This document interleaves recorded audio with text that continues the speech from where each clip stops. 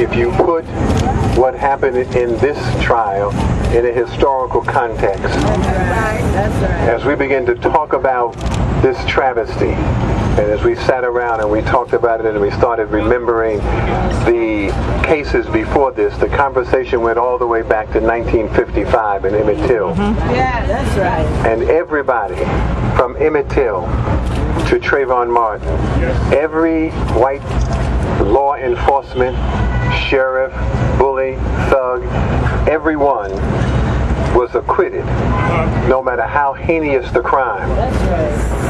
When Randy Evans was sitting on the front porch, the white cop who murdered Randy Evans said that he suffered from a rare form of epileptic motor seizure and temporary insanity, and the judge acquitted him. Those policemen who killed Eleanor Bumper, do you remember Eleanor Bumper?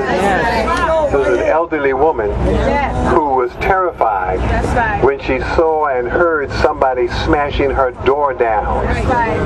She ran into her kitchen and picked up a kitchen knife, had no idea who was coming through her door. When the group of policemen who were at the wrong apartment knocked the door down, they immediately shot her to death. And they were acquitted. See, our experience is that no matter how heinous the crime, if the victim is black and the killer is white, they will be acquitted. We're not angry because of this one verdict. Y'all understand that? In a historical context, we are looking at a pattern of behavior that makes it clear to us that we are not struggling against stand your ground, because Randy Evans was killed, Amadou was killed, all of those people were acquitted before stand your ground.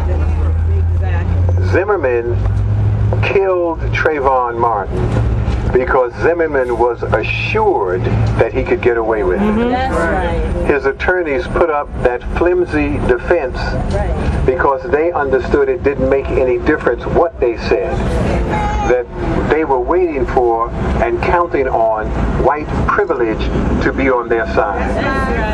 I'm saying to you that we are struggling against the institution of racism.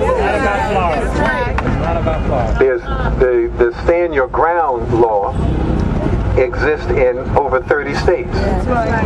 But y'all understand it doesn't make any difference.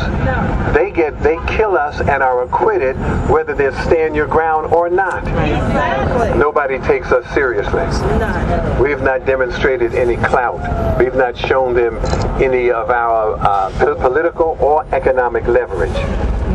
And so I know if my goddaughter sent me a text message this morning, but she said, let's boycott America. That's right. America. Say it goes beyond Florida. She said, let's pick one day where we don't spend any money anywhere. General strike. General strike. Let's boycott America.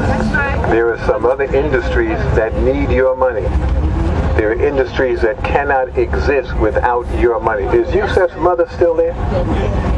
We mentioned Yusuf earlier. Wave your hand.